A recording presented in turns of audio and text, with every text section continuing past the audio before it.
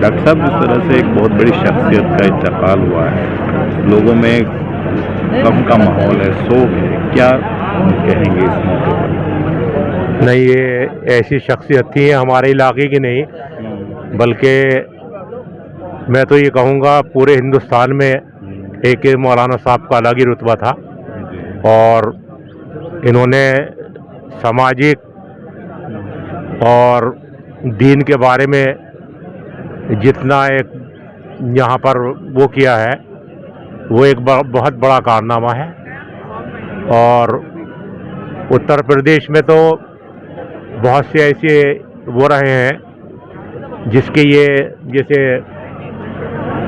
Delhi council है, उसके ये ऑल इंडिया के सदर रहे हैं, और मैं भी कई बार गया हूँ इनके साथ वहाँ मीटिंग में दिल्ली।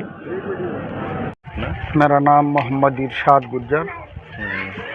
इस तरह से आज बहुत बड़ी नुकसान हुआ है, मौलाना की वफ़ात हुई है, तो क्या कहेंगे इस बात पर? ये कौम का नुकसान है, और ऐसा इंसान सैकड़ों वर्षों में पैदा होता है जो पूरी ज़िंदगी कौम के लिए खर्च कर दी।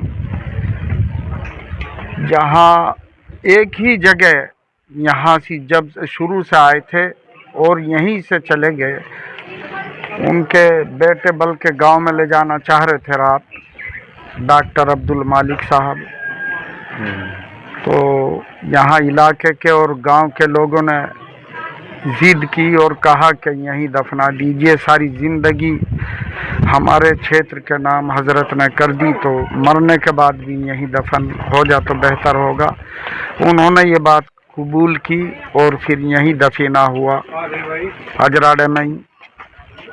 तो ये पूरी कौम का नुकसान है। आप कहाँ के रहने वाले? मैं मुजफ्फरनगर में खतौली के पास मेरा गांव पड़ता है, तिसंग। मेरी बेटी इनके बड़े बेटे के लड़के से है। इनका बड़ा बेटा मौलाना अब्दुल कादिर हमारा समधी है। दो छोटे हैं, अब्दुल खालिक हैं उनसे छोटे, फिर अब्दुल मालिक हैं, डॉक्टर अब्दुल मालिक। 3 भाई हैं, 3 लड़के हजरत के। तो अपने गांव में भी कभी साल 6 महीने में जाते थे, नहीं तो सारी ज़िंदगी इसी क्षेत्र के लिए और कौम के लिए सब पूरी ज़िंदगी वक्त कर दी। हिंदू मुस्लिम एकता की मिसाल रहे हैं, दोनों पूरी तरह से जी काम किया है। जी। असल में ऐसा था, हजरत के दिमाग में कभी भेदभाव वाली बात नहीं रही। अगर कोई हिंदू गया, हिंदू को भी उसी तरीके से प्यार किया जिस तरीके से मुस्लिम के साथ बर्ताव किया, वही बर्ताव हिंदू के साथ भी किया। इसी वजह से जो हजरत के मुरीद हैं, हिंदू भी बहुत हैं, वो भी आते जाते थे बराबर। तो यहाँ भी काफ़ी लोग दिखाई दिए।